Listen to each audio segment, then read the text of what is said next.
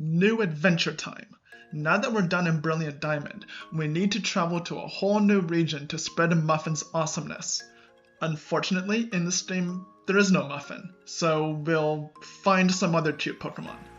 But we start off with a YouTube video explaining what Pokemon are, and, more importantly, what Dynamax is and that it makes your Pokemon look cool and really, really big. Now that the game begins for real, Hop comes by and interrupts us watching our video. Make sure to like and subscribe before you get interrupted. Anyway, he tells us the guy we were just watching is his brother and is coming back to town soon, so we should go meet him. We then set off to go do that. We meet him down by the station, then head back home where he gives us our starter Pokemon.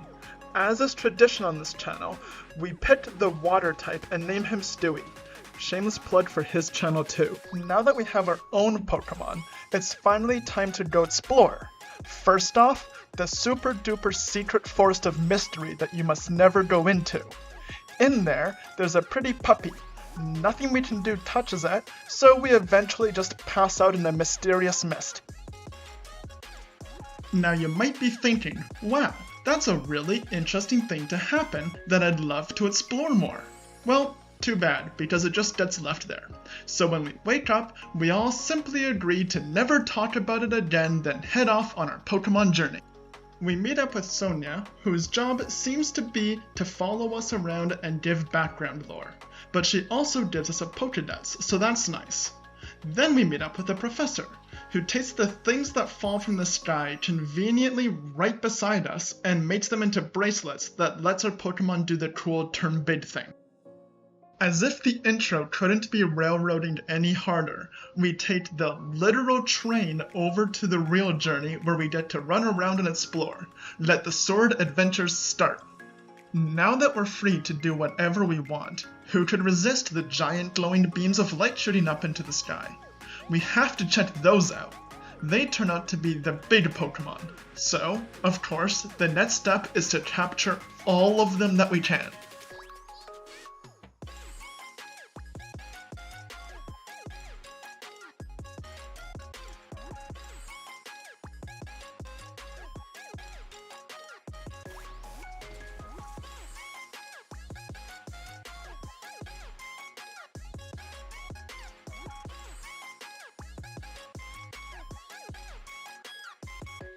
With that, we are finally getting to the first major city, Motostoke. In the weirdest gameplay decision I've ever seen, we had to go talk to this guy over here to unlock the high-tech earbuds, which opens up audio settings. Good thing we talked to everyone we find in case they give us free stuff, because I was not expecting to be handed menu options. Then we go over to the stadium, where the Gym Challenge opening ceremony is being held, and choose our number, which we chose 22. Then we get told lore about the darkest day, when there was an assault by a gigantic Pokemon and a hero with a special sword and shield managed to defeat it. It sounds pretty interesting, honestly, and I'm sure we'll be hearing more about it throughout the game. I hope. Then we quickly deal with Team Yell and head over to the ceremony when we get introduced to all the gym leaders, which was neat that they show all of them and their types right at the start. Now that all the introductory stuff is done, we set out for real. Given everything that's already happened, it's fair enough that the first route to the first gym is uneventful. We just head out west, go through a mine, and we're already there.